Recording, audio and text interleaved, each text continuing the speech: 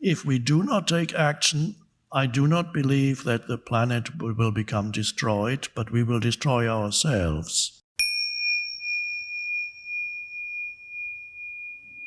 I don't really have a formulated question, but I'd like to hear you talk for a second. It's kind of been hinted at here and there, but talk more specifically about the situation of the planet, the ecological situation, without panicking, without getting self-righteous and all these other things. Clearly, a change of consciousness is necessary, but things also have to be done in real time, because these are processes happening in time. And so just if you had anything at all to say about that and how these two processes of consciousness and also changing things, doing whatever would be necessary for the planet, how this works together. Yes, thank you.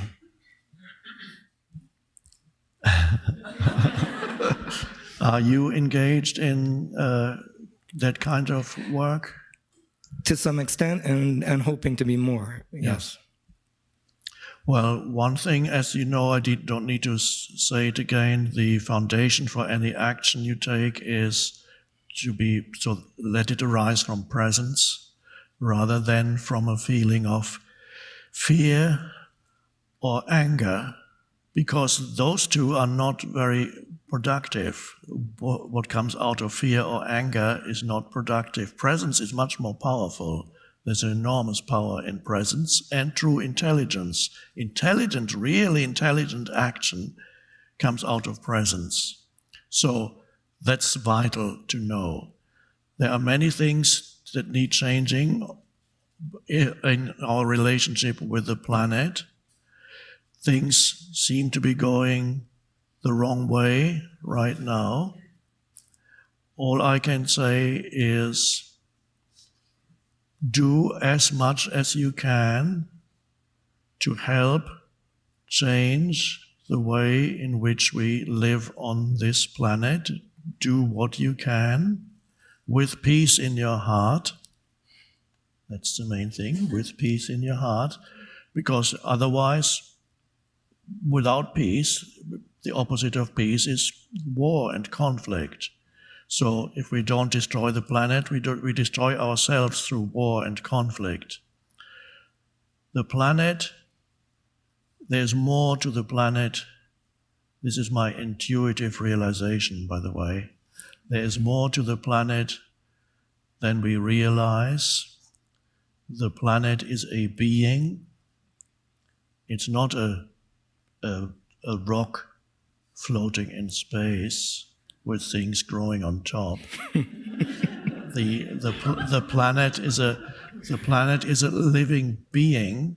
That many humans or scientists cannot accept that. What I mean is, it is pervaded by an intelligent energy field in the same way that your body is pervaded and held together and run by an underlying intelligence that keeps everything, the thousands of functions in your body, because the planet is another kind of body. The thousands of functions that need to be constantly coordinated and controlled, that keep this body alive, keep the atoms and molecules together, keep the organs from cooperating. No human or the greatest computer could possibly do that. Even now, we only understand a fraction of how our physical body operates. There's a vast intelligence built into it. When that intelligence says goodbye, then very quickly the atoms and molecules say goodbye to each other too, and then they depart, and then the form dissolves. The planet is also an intelligence, a being that is intelligent, and it has produced us in a way, not alone. There have been other factors. The sun is also more than a fireball. We think the sun is a ball of just energy. There's more to it than that. We think the sun is extremely hot.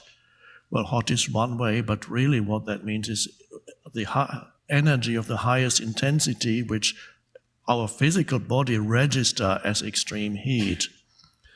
The sun is also a celestial being. You don't need to believe me, by the way, but I'll just tell you what my intuitive realization is.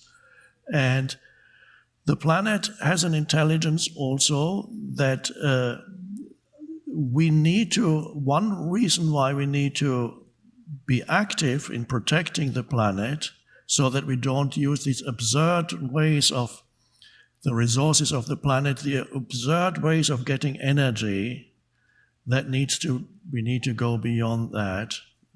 There are other ways. The universe is infinitely abundant. The energy on the external level, the energy, obviously inexhaustible energy, comes continuously from the sun. And all the other energy forms that we discover on the planet are really transformed sun energy. It was once sun energy. And to use those is a very primitive way of using energy. And we need to, as soon as possible, and this is the task of scientists and so on, who also need to be present, to go beyond those primitive ways of using the energy that's left over by sun energy on the planet. The planet, if we do not take action, I do not believe that the planet will become destroyed, but we will destroy ourselves.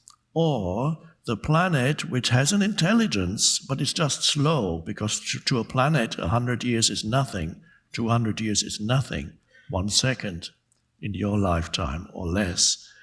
If the planet feels threatened by humans, I firmly believe that it will eliminate humans. It can do that very easily. We are connected, our physical form is connected to the energy field of the planet. It's come out of the planet. So the planet could easily, even without violence, the planet could end all humans within 100 years without any act of violence by simply making males and females infertile. That would be an action taken by planetary intelligence. Say, these humans we can't have them anymore, that's too much. Or let's just get rid of 95% of them, and then they can have a new beginning and can try again. But it doesn't have to come to that. So before the planet takes action, and the planet is slow, we need to take action, but with peace, because otherwise we are unconscious beings. We'll just contribute. Even if in our unconscious action we could save the planet, we wouldn't save ourselves, because we would create warfare if we are unconscious. There are many ways we can destroy ourselves, not just through destroying nature. There are other ways we can destroy ourselves, and we will if the shift in consciousness does not reach a sufficient number of people. But the essence of what I'm saying is peace in your heart. Do not fear. There's more to the planet than you realize. If the planet gets rid of you, it will.